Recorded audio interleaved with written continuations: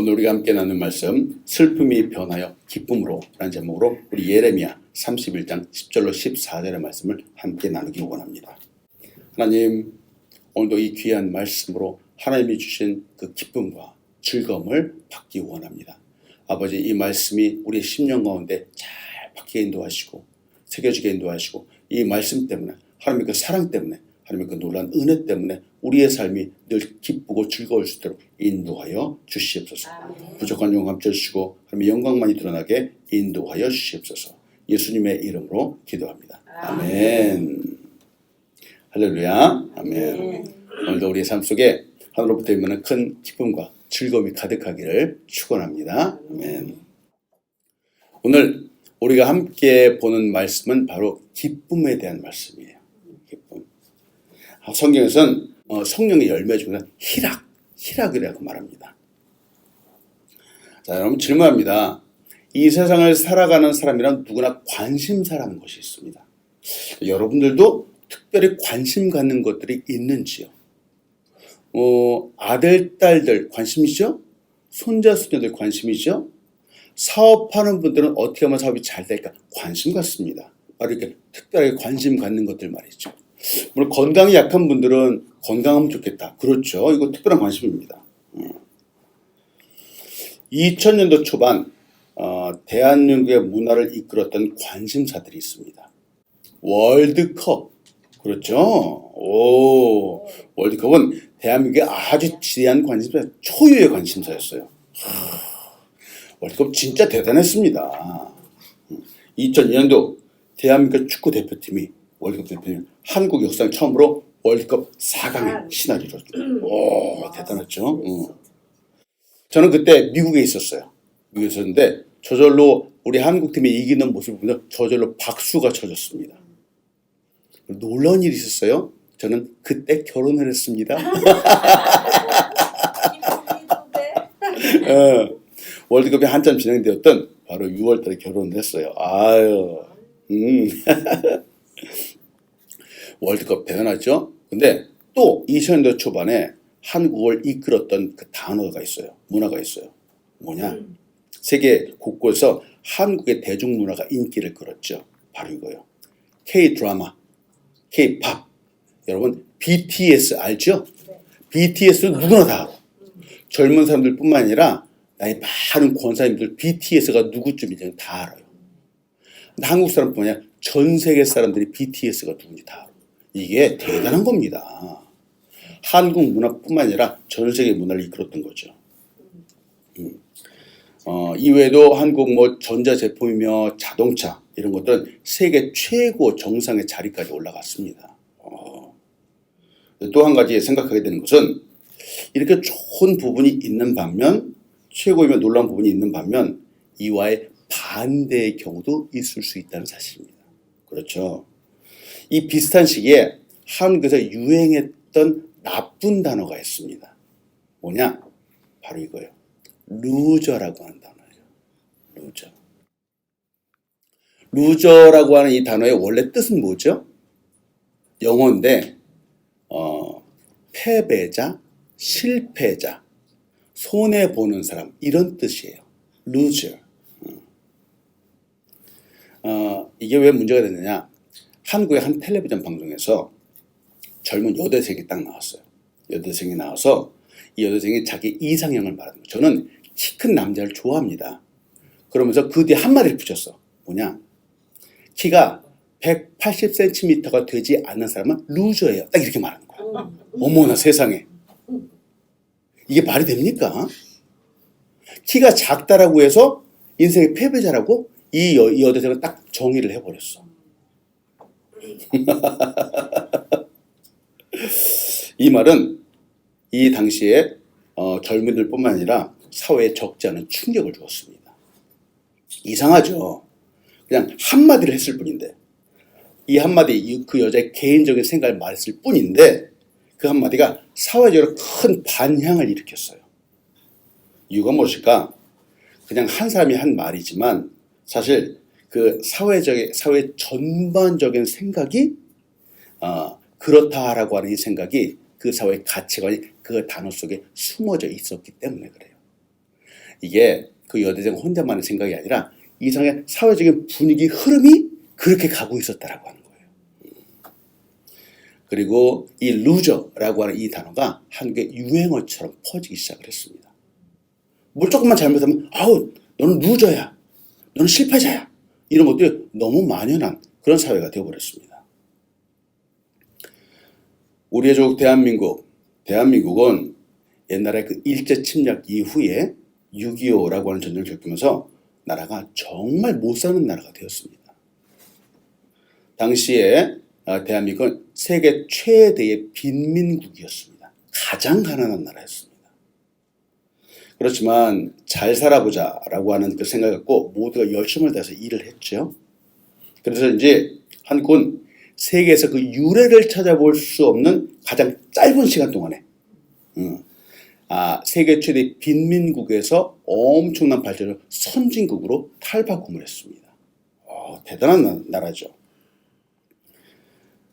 이 역사의 주인공들, 그 노력의 주인공들이 바로 우리 교회에도 있습니다.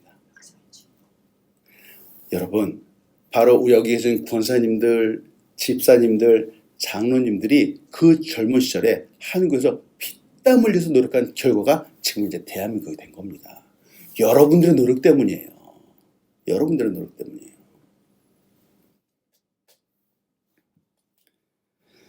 근데 이 세상의 원리 중에 하나는 얻는 것이 있으면은 잃는 것도 있다라고 하는 사실이에요.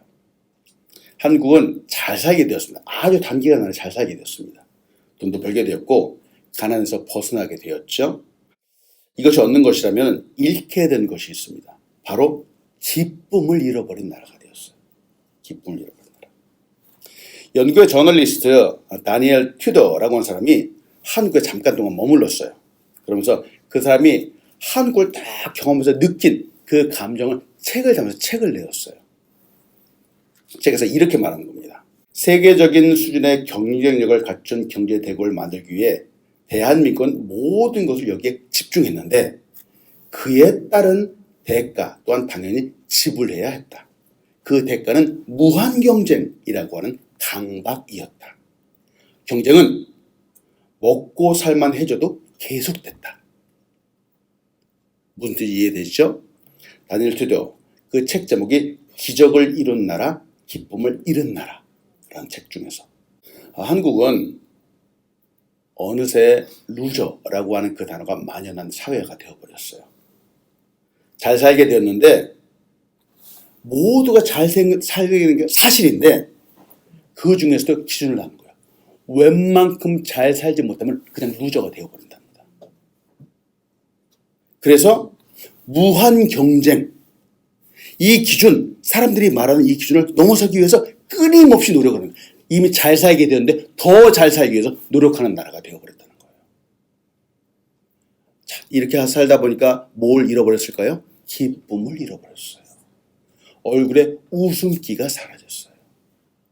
한국 잘 사는 나라 맞습니다. 근데 웃지 않는 나라가 되었어요. 그런 단어가 있죠. 금수저, 흑수저. 이 기준으로 보면은 흑수저는 태어나면서부터 루저입니다. 키가 180이 안 되는 사람들, 작은 사람들은 다 루저랍니다. 아니 180 안 되는 사람들이 훨씬 많은데 말이죠. 저도 안 되는데. 무한 경쟁 시대, 이 사람들은 이 시대를 살아가기 위해서 몇 개의 일을 동시에 해야만 됩니다. 그러면서도 이 사회적인 기준에 도달할 수 없습니다. 기쁨, 웃음, 그 옛날 우리가 젊은 시대에 살았던 그 모습들은 지금 많이 사라졌습니다. 웃지 못하는 사람들이 너무 많아졌죠. 자, 말씀을 들어가면서 여러분과 나눕니다. 그러나 성경은 루저들의 이야기로 가득합니다. 우리가 보는 성경은 사실은 루저들의 이야기로 가득합니다. 놀랍게도 성경은 수많은 루저들의 이야기로 가득 차 있어요. 다른 말로 하면 성경은 실패자들의 이야기입니다. 그들의 출신 성분도 귀족? 아닙니다. 그들의 인품? 결코 훌륭하지 않습니다.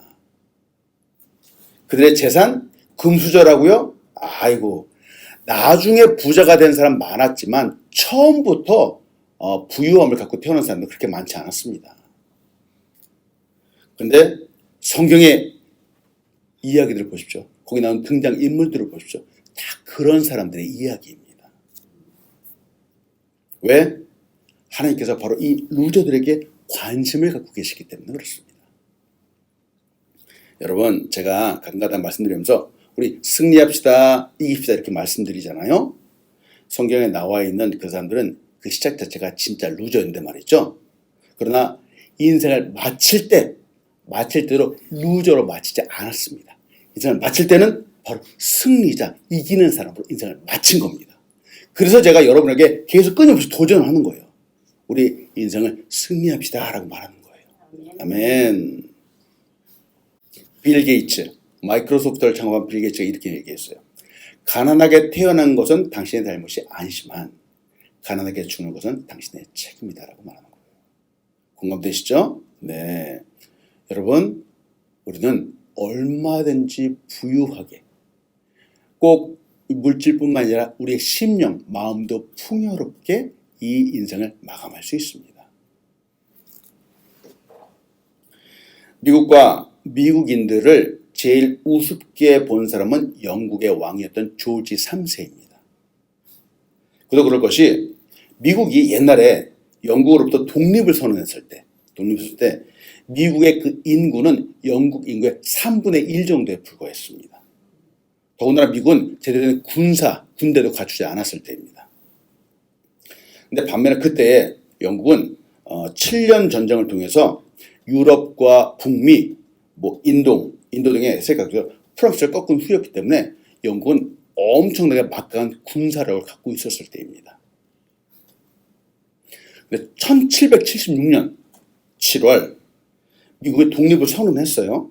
선언하고 처음 벌어진 뉴욕 전투에서 미국의 독립군이라고 하는 사람들은 세상에 영국에 연패를 당했습니다. 거의 괴멸될 위기에 처해 있었습니다. 이때 워싱턴과 그의 부하들이 굴하지 않고 열심히 싸워서 1776년 12월 24일 크리스마스 이브에 트렌튼이라고 하는 전투에서 승리했어요. 그래서 이제 반격의 기회를 잡았어요.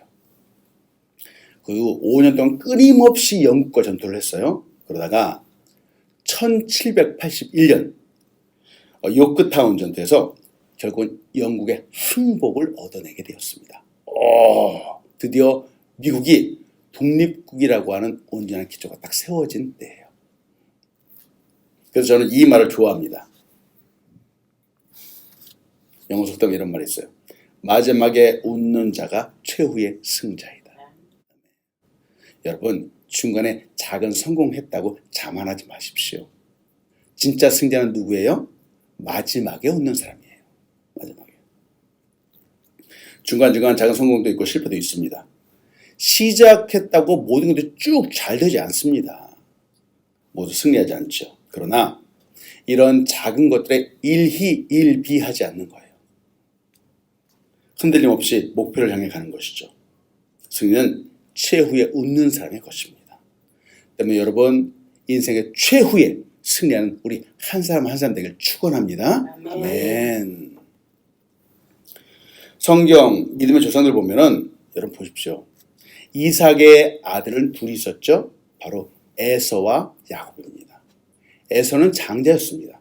그런데 장남이라고 하는 장자가 성경의 역사에 등장하지 않습니다. 둘째 야곱이 역사의 주인공이 되었습니다. 또 야곱의 아들 중에서 11번째 아들인 요셉이 아주 큰 역사를 이루었죠. 요셉의 인생을 보십시오. 형제들한테 미움받아서 애굽의 노예로 팔려갑니다. 노예로 팔려가서 감옥에 갇히기도 하죠. 그런데 결국 요셉은 애굽의 총리가 되는 거예요. 총리가 되어서 세상에 그 이스라엘 역사를 이루는 주축이 되죠. 여러분, 다윗은 어떤지요? 다윗은 그 집안의 막내였습니다. 막내인데 다 미움받는 막내였어요. 한국 문화랑 좀 달라요. 한국의 막내 그러면 귀여움을 받죠. 근데 이스라엘에서 막내 그러면은 다 구박덩어리예요. 아버지도 이런저런 일 시키고 그 외에는 7형도 다 하나같이 무시하는 거예요. 다윗은 온 집안 남자들의 무시를 받던 사람인데 결국 어떻게 되었습니까? 이스라엘의 왕이 되었습니다. 모든 이스라엘 사람들이 존경받는 왕이 되었습니다. 여러분, 인생 지금 무시받는다고 끝나지 않았습니다. 인생의 끝은 아직 시작되지 않았습니다. 그래서 제가 여러분에 늘 도전하는 거예요. 이들의 시작은 지금 사회적으로 말하는 흙수저들이고 루저들입니다. 그 컨디션으로만 보면은 인생에 실패한 사람이라고 하는데 보십시오. 근데 끝이 어땠습니까? 완전 성공했습니다. 이제 인생의 끝은 결국 마지막에 웃는 사람들이 되었다라고 하는 거예요. 질문합니다. 여러분, 제가 늘 웃나요? 네. 아멘. 저는 늘 웃으려고 노력을 해요. 늘 웃으려고 노력을 해요. 저도 만나는 사람들 보면은 어떤 분들이 저에게 말해요. 아유, 목사님은 그 웃는 모습이 엔돌핀 같아요. 이렇게 말하는 거예요. 저만 보면 힘이 난다는 거예요. 자, 근데 제가 웃는 게 아니에요. 저의 마음에도 얼마나 큰 걱정과 근심들이 있겠습니까? 그런데 걱정과 근심이 있다고 제가 인생을 찌푸리고 다니면 되겠습니까? 아니에요. 걱정, 근심이 있지만 그럼에도 저는 웃고 다니는 거예요. 왜? 인생 끝을 알기 때문에. 끝은 결국은 승리한다는 걸 알기 때문에 그렇습니다. 아프지요. 여러 가지 걱정과 근심도 있죠. 이런 것들이 때때로 나를 괴롭히지만 그럼에도 불구하고 웃는 거예요. 자, 첫 번째 여러분과 나누고 싶은 것은 예수님은 무시받는 모습으로 이 땅에 오셨습니다. 여러분, 놀라운 거예요. 예수님은 우리가 믿고 섬기는 예수님의 처음 시작의 모습은 루저의 모습이에요. 무시받는 모습이에요. 예수님이 이 땅에 오실 때 생각해 봅니다. 예수님의 나심을 보면은 완전 흙수저 중에서 흙수저입니다. 나실 때 누일 곳이 없었잖아요. 마을 구유 마구간도 빌렸어요. 그리고 누일 곳에서 마을 구유에 누이셨어요. 자, 이렇게 가난한 모습이 세상에 어디 있는지요. 이사야서 53장 2절로 3절이에요. 그는 주 앞에서 자라나기를 연한 순 같고 마른 땅에서 나온 뿌리 같아서 고운 모양도 없고 풍채도 없은즉 우리가 보기에 흠모할 만한 아름다운 것이 없도다. 그는 멸시를 받아 사람들에게 버림을 받았으며 간고를 많이 겪었으며 질고를 아는 자라. 마치 사람들이 그에게서 얼굴을 가리는 것 같이 멸시를 당하였고 우리도 그를 귀히 여기지 아니하였도다. 이게 예수님의 모습이에요. 예수님의 모습이에요. 이사야 미리 예언됐던 모습이죠. 지금 말로 하면은 예수님은 루저였습니다. 아니, 우리를 구원으로 이끌어야 하는 이분이 이런 신분, 이런 모습으로 오셨다라는 것은 저도 처음엔 충격이었습니다. 화려한 왕자님의 모습이 아니었죠. 예수님이 태어났을 때 당시 헤로당은 예수님의 소문을 듣고는 자기의 자리가 위협받을 것 같아서 잠깐 요란을 떨긴 했었지만 예수님이 태어났을 때 동방박사들이 예수님을 찾아왔죠. 근데 다른 사람들은 예수님이 태어났을 때 관심이 없었습니다. 왜냐하면 예수님의 어머니 마리아도 마찬가지잖아요. 마리아도 그저 평범한 그냥 시골 처녀였을 뿐이에요. 그냥 믿음 좋은 처녀였을 뿐이죠. 특별하지 않았어요. 예수님의 인간의 가문, 그 집안도 잘 그렇게 별 볼 일 없는 가문이었습니다. 이제 예수님이 공생애를 시작하셨어요. 공생애를 한번 봅니다. 예수님은 만난 사람마다 말씀을 전하셨죠. 사람들 치유하셨죠. 근데 여러분 잘 보십시오. 예수님이 공생애를 하시면서 만났던 그 사람들을 보면 세상에 거의 다 무시당하고 버림받고 손가락질 당하던 사람들이었습니다. 상당수의 사람들이 말이죠. 어린아이 만나셨죠. 가늠한 여인 만났죠. 나병 환자 만나셨죠. 38년 된 병자 만나셨죠. 그리고 혈혈증을 앓던 여인도 만나셨어요. 거라사 지방의 광인도 만났어요. 세리장이 삭개오, 이런 사람들 만나셨어요. 보십시오. 또 예수님을 따랐던 12명의 제자들, 하나같이 어부 출신들이고 무식한 사람들이었습니다. 자, 그런데 예수님은 이런 사람들, 세상에서 무시받고 조롱당하는 사람들을 만나 주시면서 말씀하셨습니다. 마태복음 5장 3절로 12절이에요. 심령이 가난한 자는 복이 있나니 천국이 그들의 것이며, 애통하는 자는 복이 있나니 그들이 위로를 받을 것이며, 온유한 자는 복이 있나니 그들이 땅을 기업으로 받을 것이며, 의에 줄이고 목마른 자는 복이 있나니 그들이 배부를 것이며, 긍휼히 여기는 자는 복이 있나니 그들이 긍휼히 여김을 받을 것이며, 마음이 청결한 자는 복이 있나니 그들이 하나님을 볼 것이며, 화평하게 하는 자는 복이 있나니 그들이 하나님의 아들이라 일컬음을 받을 것이며, 의를 위하여 박해를 받는 자는 복이 있나니 천국이 그들의 것임이라. 나로 말미암아 너희를 욕하고 박해하고 거짓으로 너희를 거슬려 모든 악한 말을 할 때는 너에게 복이 있나니 기뻐하고 즐거워하라. 하늘에서 너희 예상이 큼이라. 너희 전에 있던 선지자들도 이와 같이 박해받았느니라. 자, 우리 마태복음 5장의 말씀 봤는데, 자, 질문합니다. 여러분은 이 말씀이 이해가 되시는지요? 자, 이 말씀이 잘 이해되고 그래도 마음속에 와서 닿는다면은 우리는 가난하고 때로는 슬프고 때로는 인생, 삶이 힘든 사람들입니다. 그런데 세상적으로 부족함이 없다라고 하는 사람들은 아마도 이 말씀이 잘 이해되지 않을 겁니다. 이해되시죠? 이 말이 무슨 뜻이지? 예. 세상에 가진 것이 있다고 하는 사람들, 힘 꽤나 쓴다고 하는 사람들, 권력 있는 사람들, 스스로 잘났다고 교만한 사람들은 이 말씀을 온전히 받아들이지 않습니다.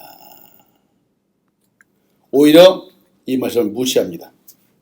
이 말씀을 하신 예수님도 무시합니다. 세상은 외모를 보지만 예수님은 우리의 마음, 우리의 내면을 보십니다. 세상은 물질로 사람을 평가하지만 예수님은 진짜 그 속에 있는 영혼을 보십니다. 세상은 신분을 따지죠. 금수저 흑수를 따지지만 예수님은 가난하고 힘들고 괴로워서 하나님을 갈망하고 애통하는 사람들을 보십니다. 지금 이 말씀을 듣고 가슴 깊이 공감하고 받아들이는 사람은 당시에 루저들이었습니다. 왜냐하면 진짜 자기들의 이야기였기 때문에 그렇습니다. 그래서 질문하는 거예요. 여러분, 지금은 어떤지요? 지금도 이 말씀, 이 마태복음 5장의 말씀이 내 가슴으로 다가오는 사람이라면은 이 시대를 힘들게 살아가고 있는 사람들입니다.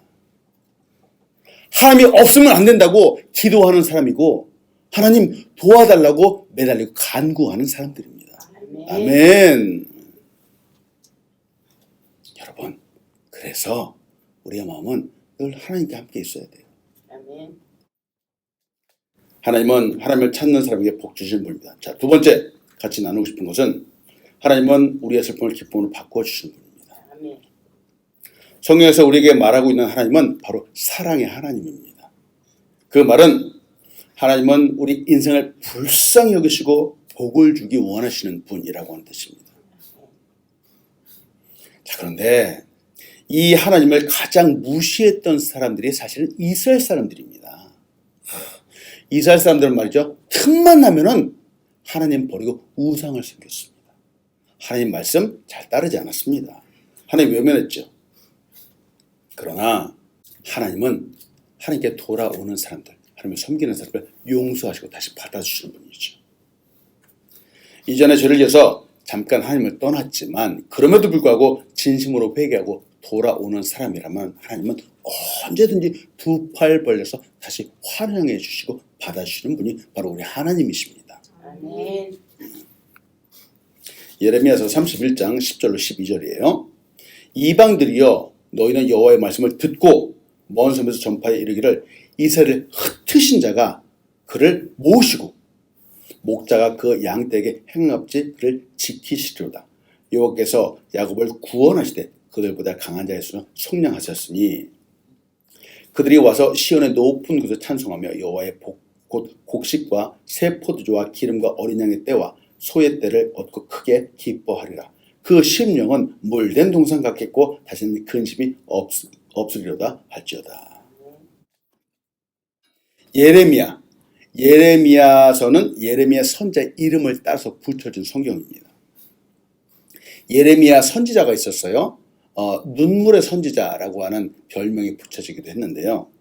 예레미야 이 선자는 유다의 역사상 사실은 가장 심각했던 최악의 암흑기에 선지자로 활동했던 사람입니다. 그때 하나님 말씀을 선포했던 사람이죠. 아까 말씀드렸죠. 사람들이 하나님 다 버렸어요. 우상을 섬기고 부패했습니다. 엄청나게 부패했습니다. 이를 다른 말로 하면 그들은 하나님을 찾지 않았어요. 죄악을 너무나 쉽게 범했다는 것이죠.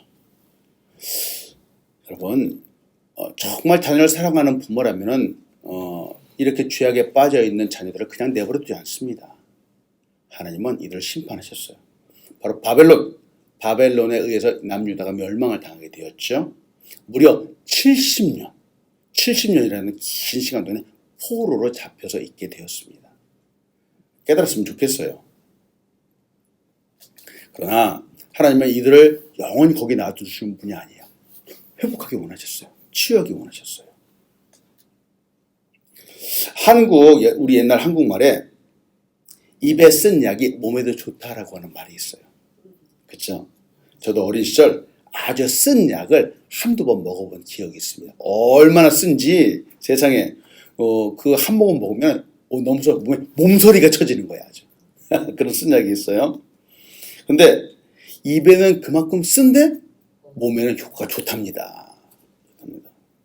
아주 귀한 약재이죠. 우리의 삶에 당하는 고난, 어려움, 싫습니다. 이때 누구나 힘들어하죠. 고난받기를 좋아하는 사람이 어디에 있겠습니까? 고난은 안 받으면 좋겠습니다.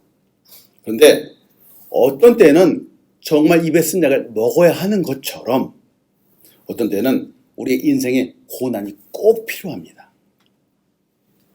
쓴 약을 먹고 다시 몸이 건강해지는 것처럼 이 고난 때문에 우리가 다시 바른 걸음을 걸을 수 있기 때문에 그렇습니다. 하나님을 향하여 나갈 수 있기 때문에 그렇습니다. 우상과 죄악을 버릴 수 있기 때문에 그렇습니다. 결국 우리가 강건해지는 거죠. 하나님은 예레미야 선지자를 통해서 구원하시겠다, 속량하시겠다 다시 선포하셨어요. 그리고 기쁨을 선포하시는 거예요. 다시 돌이킨다, 회복시킨다는 내용입니다. 여러분, 포로 상태에 있는 사람들, 노예 상태로 있는 사람들은 스스로 구원할 수가 없습니다. 하나님은 그 몸값을 지불하고서라도 해방시키겠다라고 말씀하시는 거예요. 왜 이렇게까지 하시는지요? 그만도 말씀드렸듯이 포로는 스스로 알아서 그 포로된 신분을 해결할 수 없기 때문에 그렇습니다. 노예가 시간이 지난다고 해서 자동적으로 노예라고 하는 신분이 벗겨지는 것이 아니기 때문에 그렇습니다. 포로된 사람은, 노예된 사람은 평생이 슬플 수밖에 없는 겁니다. 아무리 노력해도 스스로 벗어날 수가 없는 거죠. 이들의 삶이 늘 슬픔과 고난과 어려움으로 가득할 수밖에 없습니다. 근데 예레미야 선지자는 지금 하나님의 회복의 이야기를 말하고 있는 거예요. 기쁨의 이야기를 하고 있는 겁니다. 선포하고 있습니다. 이제는 슬픔이 변해 기쁨이 될 것이다 라고 말하고 있는 거예요. 예레미야 31장 13절 14절이에요. 그때에 처녀는 춤추며 즐거워하겠고, 놀랍지 않습니까? 청년과 노예는 함께 즐거워하리니 내가 그들의 슬픔을 돌려서 즐겁게 하며 그들을 위로하여 그들의 근심으로부터 기쁨을 얻게 할 것입니다. 내가 기름으로 제사장의 마음을 흡족하게 하며 내 복으로 내 백성을 만족하게 하라. 여호와의 말씀이니라. 포로되었던 유다 백성을 보면서 봅니다. 여러분, 저는 성경을 보면서 물론 역사적으로 이렇게 역사가 있구나라는 것도 보지만 저는 한 가지를 더 봅니다. 왜냐하면 이 말씀을 저에게 적용하는 거예요. 옛날에 있었던 말씀이죠. 이 말씀을 지금 나에게 적용하면 어떨까라고 하는 거예요. 우리가 꼭 보아야 하는 것은 바로 우리의 모습입니다. 우리의 모습. 사실 우리의 삶은 얼마나 많은 슬픔이 있는지요. 나도 모르는 사이에 걱정, 염려, 근심들이 가득할 겁니다. 즐거워해야 된다라는 것은 아는데 성경은 기뻐하라고 하는데 어디 그게 마음먹은 대로 쉽게 되는지요? 사람들이 말합니다. 아니 어디 웃을 일이 있어야지 웃지요? 이렇게 말하는 거예요. 그래서 생각해 보는 거예요. 여러분, 어쩌면은 우리의 삶이 저 바벨론 포로와 같은 비슷한 삶이지 않는지. 아까 말했죠? 대한민국은 무한 경쟁의 시대, 끊임없이 노력해야지 흑수에서 벗어나는 시대, 이런 시대와 다르지 않습니다. 여러분. 어느 정도 갖고 있어야지 그래도 성공했나 소리 듣지 없잖아요. 겉도부지도 않습니다. 그래서 여러분 바로 예수 그리스도의 십자가가 우리에게 필요한 겁니다. 예수 그리스도의 십자가가 바로 우리에게 꼭 필요한 겁니다. 아멘. 아멘. 세상에 주는 이 쾌락은 잠깐이에요. 위안도 될 수가 없어요. 진정한 기쁨, 진정한 쾌락을 주시는 하나님의 은혜가 우리에게 꼭 필요하다라고 하는 사실입니다. 여러분, 세상에도 즐거움이 있습니다. 제가 세상의 즐거움 무시하는 거 아니에요. 물론 그것도 즐거울 수 있어요. 그러나 금방도 말씀드렸죠. 세상에 주는 즐거움은 너무 짧아요. 아주 순간적이에요. 그리고 쾌락적이라는 거예요. 때문에 세상에 주는 이 기쁨, 희락은 주의해야 됩니다. 잘 보아야 됩니다. 왜냐하면 그 뒤에는 숨겨진 사슬이 있기 때문에 그래요. 알코올 중독. 술 먹을 때 기쁘지요. 근데 많이 먹다가 보면 어떻게 되죠? 결국 중독이 되는 거예요. 마약도 마찬가지예요. 처음에는 호기심에 하고 너무 안 해봐서 모르겠어요. 즐겁다고 환각 상태에 있다고 그러는데 여러분 그 끝은 이게 중독이 끊을 수가 없는 겁니다. 결국 멸망하는 겁니다. 도박도 마찬가지예요. 처음 돈 몇 푼 딴다고 너무 기뻐하죠? 근데 결국 중독으로 갑니다. 손가락을 잘라도 한다 그러죠? 게임도 마찬가지예요. 처음에는 모든 것들이 너무 좋지요. 좋아 보이죠. 그러나 나중에는 나올 수 없습니다. 여러분 이게 세상이 주는 것들이에요. 사실 우리에게는 이 세상과 비교할 수 없는 진정한 기쁨과 즐거움이 있습니다. 바로 예수 그리스도입니다. 아멘. 예수 그리스도입니다. 우리에게는 예수 그리스도가 있습니다. 우리에게는 걱정과 근심, 모든 염려를 지시고 십자가에 나 대신 죽어주시고 우리에게 참 희망과 기쁨을 준 예수 그리스도가 있는 겁니다. 아멘. 네. 항상 기뻐하라. 데살로니가 5장 16절이에요. 빌립보서 4장도 똑같이 말해요. 주 안에서 항상 기뻐하라. 내가 다시 말하면 기뻐하라 라고 말합니다. 자, 이 기뻐하라. 성경은 우리 그리스도에게 기뻐하라고 말하는데 이거는 명령문입니다. 기뻐할 수 있으면 기뻐하라가 아니에요. 기뻐할 수 없는 상황 가운데서도 기뻐하라라고 말씀하는 겁니다. 선택사항이 아닙니다. 자, 여러분 질문합니다. 근데 왜 우리는 슬프죠? 왜 걱정과 근심이 많죠? 이유가 무엇입니까? 우리가 예수님을 바라보지 않고 세상을 바라보기 때문에 그렇습니다. 우리가 아까도 말씀드린 세상을 바라보고 세상의 기준을 보고 키가 180도 안 되고 돈도 없고 흑조고 이 기준만 바라보면은 우리는 슬퍼할 수밖에 없습니다. 걱정과 근심이 떠나지 않을 수밖에 없습니다. 근데 우리의 눈을 돌려서 누구를 봐야 된다고요? 예수님을 바라보는 거예요. 그러면 하늘로부터 임하는 진정한 기쁨과 즐거움과 희락이 우리 가운데 넘쳐나게 될 것입니다. 아멘. 우리 인생의 답은 말이죠, 세상에서 찾는 것이 아닙니다. 세상에서 답을 찾으려고 하고 성공하려고 하고 문제를 풀어보려고 하지만 결국 그 답은 좌절일 수밖에 없습니다. 우리 인생의 답, 해결 방법은 바로 하나님께로 나아가는 것입니다. 예수님께로 나아가죠. 시편 32편 11절은 이렇게 말합니다. 너희 의인들아 여호와를 기뻐하며 즐거워할지어다. 마음이 정직한 너희들아 다 즐거이 외칠지어다. 하나님께로 나아가서 기뻐하라는 겁니다.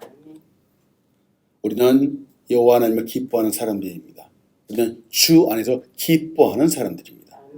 우리의 슬픔이 변하여 기쁨이 되길 축원합니다. 아멘. 말씀했습니다. 성령의 충만함으로 참 기쁨의 열매를 맺는 우리 한 사람 한 사람 되길 축원합니다. 아멘. 성경이 말하는 기쁨, 희락, 즐거움은 열매입니다. 열매.